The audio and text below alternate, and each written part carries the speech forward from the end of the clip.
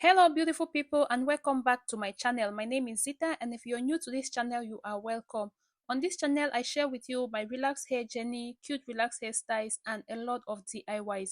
So in today's video, I'll be sharing with you how I make this smooth, fluffy whipped shea butter. It is an amazing whipped shea butter, very affordable and also very easy to make. If you want to see how I make my whipped shea butter at home, kindly stay on to this video. I like to use the double boiler method when I want to melt my shea butter. The choice depends on you, but I just like to pour water inside a pot and then place it on my stove to boil while I move to my shea butter. The shea butter I'm using is organic shea butter from Ghana. You can get yours from any beauty supply shops, and of course you can also purchase yours online. I like to get mine back in Africa because for sure I know it's organic raw shea butter, like it has not been processed. So what I like to do is to cut mine in pieces just to help facilitate the melting process. Shea butter is high in fatty acid, deeply moisturizing, making it a wonderful balm for dry hair. It is also known to have anti-inflammatory properties, meaning it may smooth a dry scalp. So if you have dry scalp, try shea butter. Shea butter also has an excellent humulent, meaning it can seal in hydration, and that is why I use my shea butter as a sealant. Once I am done cutting into pieces, I'll be placing this inside a glass bowl, or use any kind of bowl you prefer. I like to use a glass bowl. Once that is done, I'll be adding 2 tablespoons of my raw organic olive oil. Olive oil helps to prevent dry scalp and also reduce itches on the scalp. Next, I'll be adding 2 tablespoons of coconut oil. Coconut oil helps to nourish your scalp and penetrate the cuticles of the hair. It also protects the hair from protein loss and damages. In addition, coconut oil protects the hair from sun and environmental damage. Also adding 2 tablespoons of castor oil. Castor oil stimulates hair growth, especially when combined with other carrier oils. Due to the presence of vitamin C and fatty acid, it stimulates blood circulation and strengthens the hair root. Lastly, I'll be adding 2 tablespoons of argan oil. Argan oil helps to smooth itchy scalp, reduces frizz, and also encourages hair growth. Then I'll also be adding few drops of my essential oil. Guys, essential oil is a choice. You can either choose to skip this part or add it if you like it. I like just the smell of essential oils in my whipped shea butter just because it gives a fresh scent. And the essential oil of choice I'll be using is my tea tree essential oil, which I'll just be adding about 10 drops, and I'll also be adding peppermint essential oil, and that will also be 10 drops.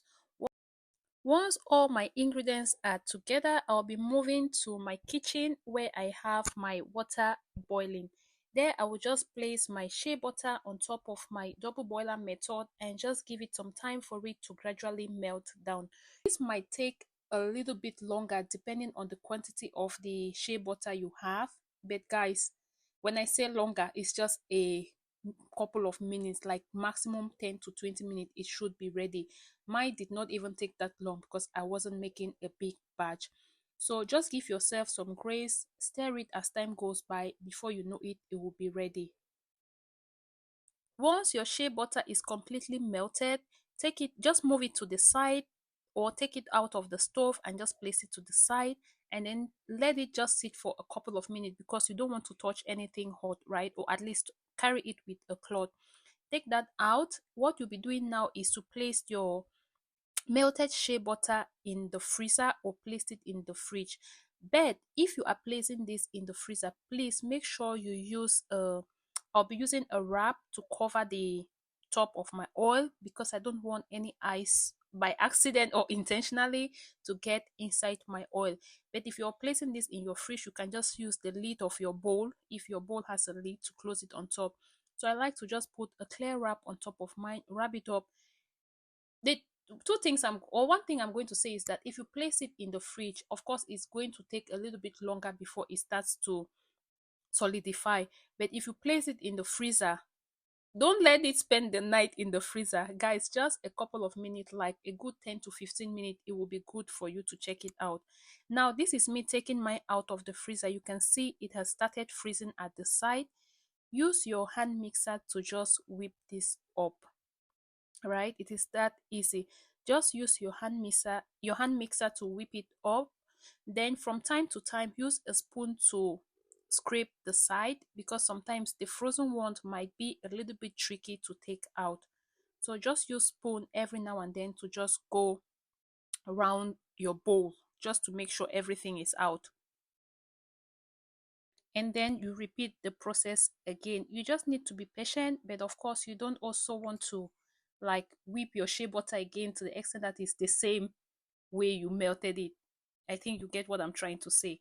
Every now and then just do the same process again until you get your perfect or your perfect consistency.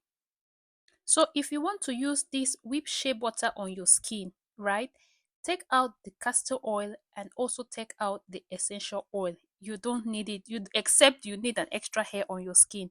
When I'm doing it for my skin, I don't add the castor oil and I don't add any essential oil. I can add fragrance, like if you have your fragrance oil to give it some fragrance like vanilla, orangey, yes, but not castor oil and not essential oil. But if it's for my hair, yes. And right now you can see our shea butter is looking so smooth and so fluffy. Guy, at this point you should stop. The more you whip, the more it's going to harden up, making it very difficult for you to transfer inside your bowl. When it's still soft, like what you can see in this video, stop, transfer it inside your plastic container. Once it's set, it's going to harden up a little bit. It's not going to remain runny. You can see how fluffy mine looks like. So it's so nice. And as for the essential oils, or as for the oils I had used, use any oil of your choice. If olive oil, coconut, castor oil, or whatever is your favorite, use them.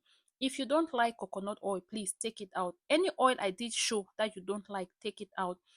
Your base is your shea butter. Don't overpower it with oils, or else it will make it look like oil. It won't be really that good. So I use my whipped shea butter to seal in my moisture, especially during the colder season, and it is amazing. It really helps to lock in my moisture in my hair, and my hair can go for a couple of days without it feeling dry. So if you haven't tried it, give it a try. Thank you guys so much for watching. Please don't forget to like, share, and subscribe to my channel, and see you guys in my next video.